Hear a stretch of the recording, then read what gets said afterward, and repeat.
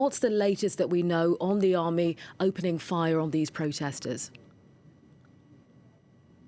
Yeah, well, there's another grim day in Myanmar. There's a particularly harrowing image come in from Yangon of someone who's been clearly shot in the head, dead on the streets there. As you say, there are also these reports coming in from both people on the ground and health workers in central Myanmar of 6 shot dead in a confrontation in a town there as well. What people I've been talking to have been sort of saying to me is that they're pointing out that there's increasing sightings on the streets amongst the security forces, not just of the riot police, but of sort of fairly notorious infantry divisions that the Myanmar army has sort of deployed for decades in civil wars with ethnic insurgencies, and have also been accused of and identified for responsibility of atrocities in the campaign against Rohingya Muslims in Rakhine. And they are there on the streets, and they are part of this ratcheted up sort of junta attempt to sort of drive away the protesters. You know,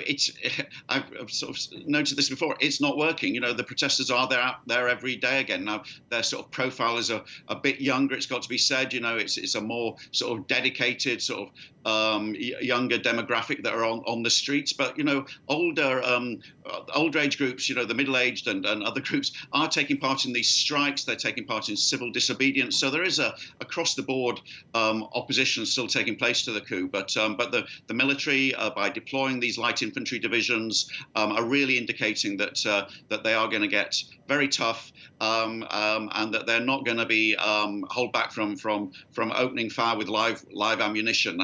As you know, Amnesty International have identified these battle tactics. These are people who've been fighting wars for decades, as I say, in the very rugged borderlands where ethnic groups have been are active, and you know, they're now bringing that sort of battle-hardened experience and that numbness to killing to the streets of the major towns and cities where these protests take place.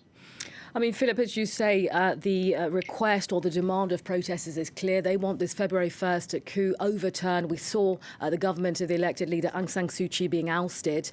In the meantime, the military has issued new allegations or accusations, if you will, against Aung San Suu Kyi. What can you tell us about that? That's right. Now, you know, the junta is sort of pursuing the crackdown on the streets, and it's also seeking to sort of bring charges against a number of leaders of the former government of the National League for Democracy, and most particularly of Aung San Suu Kyi. Now, she's already faced some sort of rather sort of obscure charges that illegal walkie-talkies were found in her offices, and that she was out campaigning in last November's election during the pandemic. But now, today, in a press conference, the junta said that they have verified that she received $600,000 in cash and gold as contributions, that she was guilty of corruption.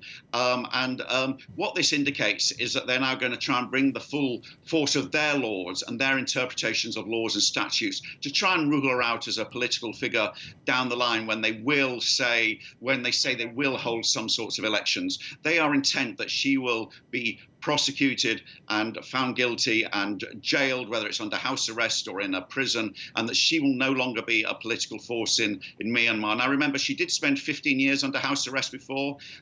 They released her 3 times. They clearly are determined. They feel they blundered on that front. They're clearly determined she won't be a free woman again. All right, Philip Shaw keeping us up to date on the latest violence and, of course, those new accusations against Aung San Suu Kyi. Thank you.